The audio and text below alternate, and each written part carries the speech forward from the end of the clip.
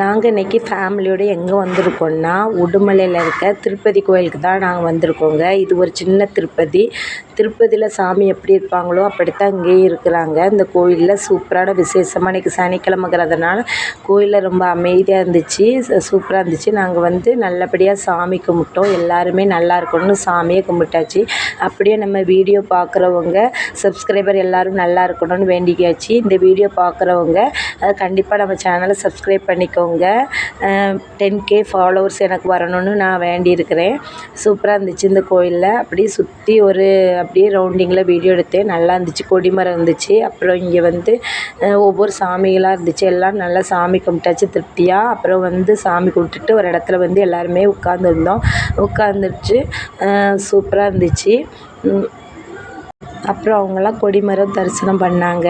எங்கள் அக்கா அண்ணி எல்லாருமே கொடிமரத்தில் விழுந்து சூப்பராக சாமி கும்பிட்டாச்சு. கும்பிட்டுட்டு நாங்கள் வந்து பிரசாதம் கொடுத்தாங்க, அதையும் வாங்கிக்கிட்டோம். என்னெல்லாம் கொடுத்துருக்காங்கன்னா புளியோதரை, அப்புறம் தயிர் சாதம் தான் கொடுத்தாங்க. அங்கே உட்காந்து எல்லாமே சேர்லாம் போட்டிருந்தாங்க. உட்காந்து அங்கேயே சாப்பிட்டுட்டோம். அன்னதானத்துக்கும் காசு வந்து கொடுத்துட்டு சூப்பராக அங்கே உட்காந்து சாப்பிட்டுட்டோம். திருப்தியாக சாப்பிட்டுட்டு அப்புறம் மாலைலாம் கொடுத்தாங்க. அதெல்லாம் வாங்கி எங்கள் அண்ணன் வந்து காரில் அதெல்லாம் கட்டிடலாம் துளசி மாலையை அப்படின்ட்டு அதை வாங்கி ஒரு மாலை மாதிரி கட்டிகிட்டு இருந்தாங்க. எல்லாமே சூப்பராக சாமி கும்பிட்டுட்டு கிளம்பியாச்சு. இந்த வீடியோ பிடிச்சிருந்தால் லைக் பண்ணி ஷேர் பண்ணி கமெண்ட் பண்ணுங்கள். மறக்காமல் நம்ம சேனலை சப்ஸ்கிரைப் பண்ணிக்கோங்க. பாய் ஃப்ரெண்ட்.